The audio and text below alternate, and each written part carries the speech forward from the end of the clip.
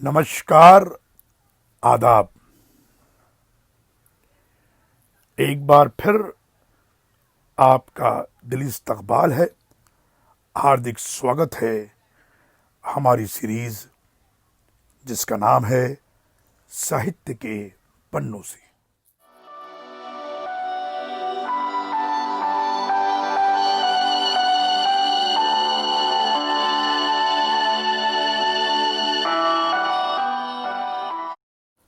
आज मौका है हिंदी और उर्दू के मशहूर लेखक अदीब श्री कृष्णचंद्र को खराज अकीदत पेश करने का।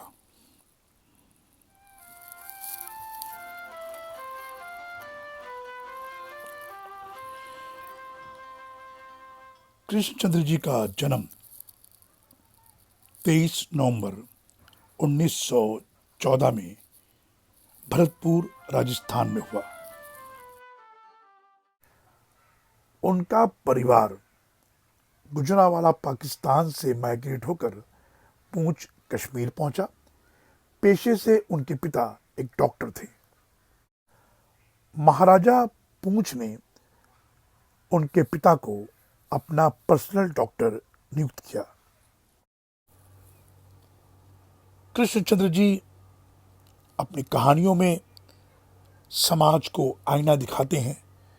कभी वो सरमायादाराना निज़ाम के खिलाफ हैं, तो कभी वो सरकारी व्यवस्था से लड़ते हुए दिखाई देते हैं, तो कभी समाजी मसाइल को हल करने की कोशिश करते हैं।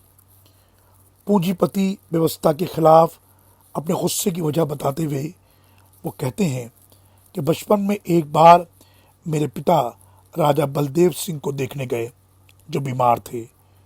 उनके साथ मैं भी गया था। वहाँ मेरी मुलाकात दो राजकुमारों से हुई। उन्होंने मुझे अपने खिलौने दिखाए और मुझसे पूछा, डॉक्टर के बेटे, तुम्हारे पास क्या है दिखाने के लिए? मैं झेप गया। मैंने कहा, कुछ नहीं। उन्होंने मेरी जेब टटोल कर उसमें से सफ़ेद हाथी वाला चाकू निकाल लिया।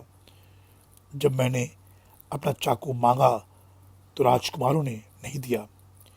मैंने उन्हें चांटा मार दिया। वो दोनों मुझ पर पिल पड़े और खूब मारा। मेरे रोने पर पिताजी आए और माजरा जानकर उन्होंने मुझे ही चांटा मारते हुए कहा, बदमाश, राजकुमार पर हाथ उठाता है, वो चाकू वापस नहीं मिलेगा। वो लिखते हैं, ये तो मुझे बाद में मालूम हुआ कि ये लोग इसी तरह करते हैं। सफ़ेद हाथी वाला चाकू, कोई हसीन लड़की, जरखेज़ ज़मीन का टुकड़ा, सब इसी तरह हथिया लेते हैं, फिर वापस नहीं करते। इसी तरह तो जागीरदारी चलती है। मगर अच्छा नहीं किया इन लोगों ने। 2 आने के चाकू के लिए इन लोगों ने मुझे अपना दुश्मन बना लिया। वो सफ़ेद चाकू आज तक मेरे दिल में खुबा हुआ है। इसी तरह आज तक मैंने जो कुछ लिखा है वो उसी सफ़ेद चाकू को वापस लेने के लिए लिखा है।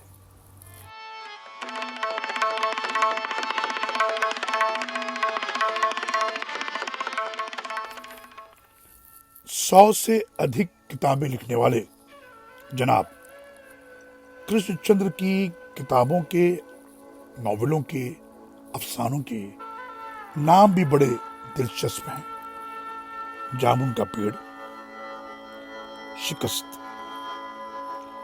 जब खेत जागे, तूफान की कलियां, दिल की वादियां सो गईं, आसमान रोशन है, 52 पत्ती, एक गधे की सरगुज़श्त, एक औरत, 1000 दीवाने, जब खेत जागे, दादर पुल के नीचे, बर्फ के फूल, मेरी यादों, गधे की वापसी, चांदी का घाव, एक गधा नेफे में, हांगकांग की हसीना, मिट्टी के सनम, एक वायलन समंदर के किनारे, लंदन के 7 रंग, फिल्मी कायदा, 5 लोफर, बम्बई की शाम, चंदा की चांदनी,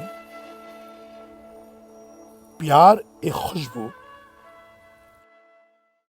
कृष्णचंद्र जी का नाम उन दिनों बहुत सुर्खियों में आया जब the Indian certificate of secondary education ने उनकी कहानी जामुन का पेड़ को 10वीं कक्षा से निकाल दिया और वजह कुछ भी नहीं लिखी, सिर्फ ये कहा कि 2020 और 2021 की 10वीं में निर्धारित पाठ्यक्रम से कृष्णचंद्र की कहानी जामुन का पेड़ की परीक्षा नहीं ली जाएगी।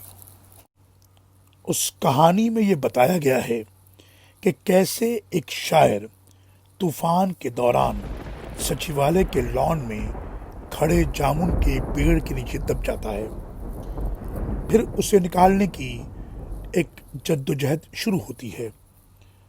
बात बढ़ती जाती है, कोई कहता है कि ये मेरे डिपार्टमेंट का काम नहीं है, फलां डिपार्टमेंट का है, कोई कहता है ये फलां डिपार्टमेंट का काम है, यानी सिर्फ फाइल डिपार्टमेंट टू डिपार्टमेंट घूमती रहती है। और जब आखिर में सारी कोशिशों के बाद ये ऑर्डर पास होता है कि उस पेड़ को काट कर उस शायर को निकाला जा सकता है, तब तक के शायर की मौत हो जाती है। इस कहानी को बहुत खूबसूरत तरीके से कादर खान ने एक ड्रामे के फॉर्म में पेश किया था। उसका नाम था बड़ी देर की मेहरबां आते आते।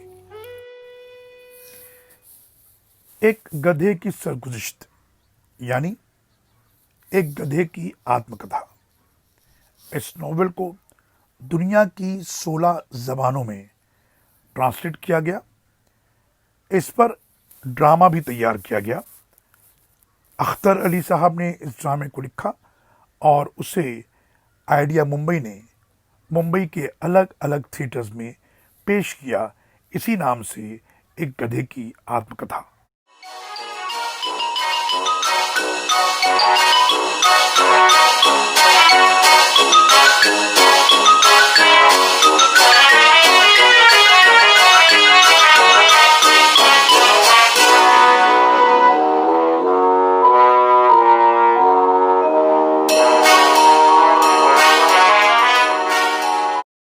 उनकी कहानी अन्नदाता पर ख्वाजा अहमद अब्बास साहब ने 1946 में एक फिल्म बनाई।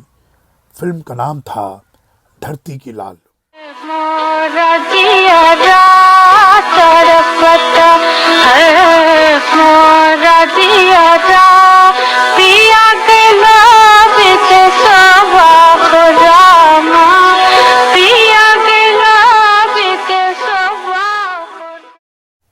उन्नीस 1966 में उन्होंने फिल्म लिखी ममता और 1970 में फिल्म आई शराफत।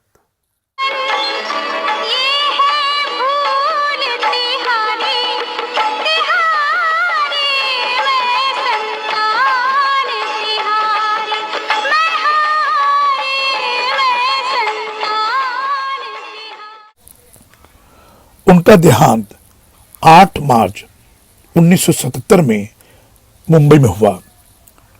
कहते हैं कि जब उनका देहांत हुआ तो वो लिख रहे थे अदब बराए बतख। अभी उन्होंने लिखना शुरू ही किया था कि नूरानी को बचपन ही से पालतू जानवरों का शौक था। कबूतर, बंदर, रंग बिरंगी चिड़िया, और उनकी रूह उनके शरीर से निकल गई।